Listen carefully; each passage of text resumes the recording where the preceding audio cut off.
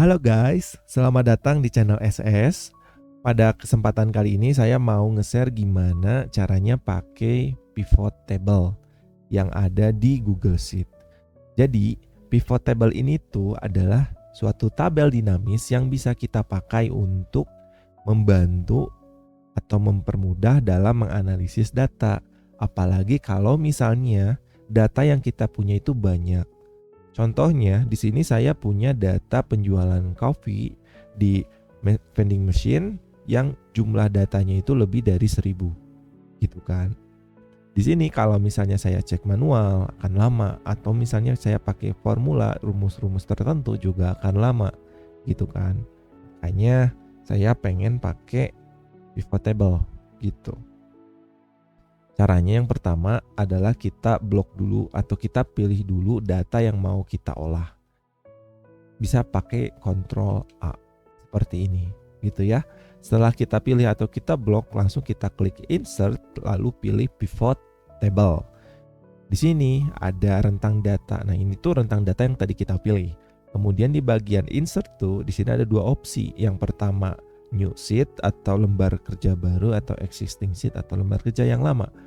Karena saya mau buat di sheet yang baru itu, maka saya pilihnya new sheet. Kalau teman-teman pengen tabelnya itu ada, pivot table-nya itu ada di sheet yang sama dengan sumber data, misalnya kita pilih existing sheet gitu ya. Lalu ini kita klik create. Nah, di sini adalah lembar kerjanya dari si pivot table ini. Di sini ada 4 bagian, ada bagian rows atau baris. Jadi nanti data yang dimasukin ke bagian rows nanti akan muncul dari atas ke bawah gitu, menurun gitu ya datanya. Kalau misalnya di bagian columns nanti dari kiri ke kanan gitu. Kalau values itu dia nilainya. Kemudian ada filter. Filter ini tuh untuk menyaring ya, menyaring datanya bisa berdasarkan tanggal dan lain sebagainya. Di sini saya pengen tahu dulu ada menu kopi apa aja sih yang di datanya, dan saya pengen dari atas ke bawah gitu, berbaris. Maka nanti dari data coffee name-nya ini kita masukkan ke bagian row. Nah, seperti ini. Di sini kita tahu ternyata ada kurang lebih 8 menu kopi. Oke. Kemudian saya urutannya itu saya pilih ascending, berarti nanti dari A ke Z. Kalau misalnya pengen dari Z ke A, maka kita pilih descending. Seperti ini, gitu kan. Kita balikin lagi ke ascending. Kemudian saya pengen tahu menu kopinya itu total lakunya itu berapa sih gitu. Dan di sini kita punya datanya itu ada di kolom money gitu.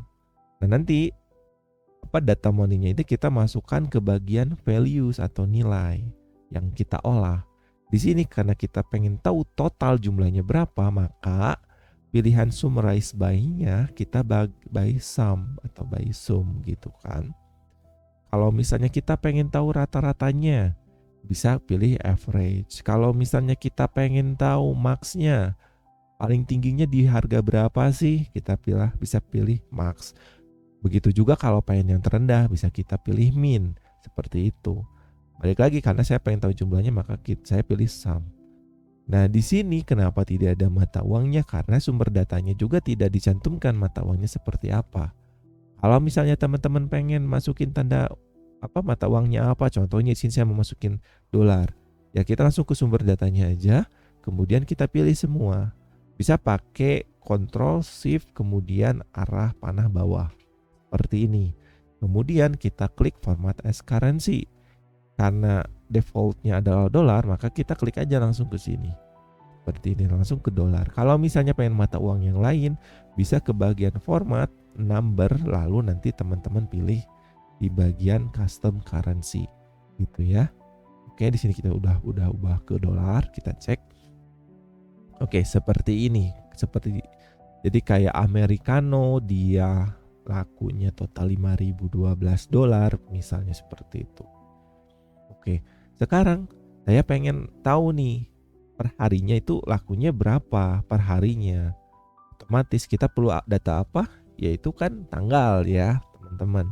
Di sini kita tanggal, kemudian kita masukkan ke bagian kolom gitu. Karena kan kita pengen masukin datanya itu biar lebih enak dibaca gitu. Maka data data tanggalnya itu ke bagian kolomnya saja gitu. Nah, jadi seperti ini. Di sini kita kelihatan di bulan 3 tanggal 1 tahun 24 americano ternyata lakunya di $28,9 totalnya.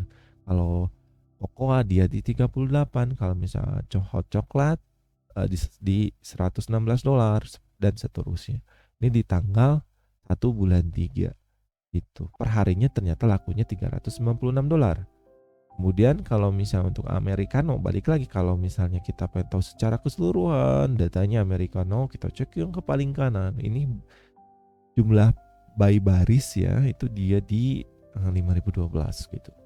Itu by column ya. Nah, oke. Tapi misalnya teman-teman tuh gak butuh semua sih, gak butuh datanya hanya di hari-hari tertentu aja. Berarti kita bisa saring nih dengan filter.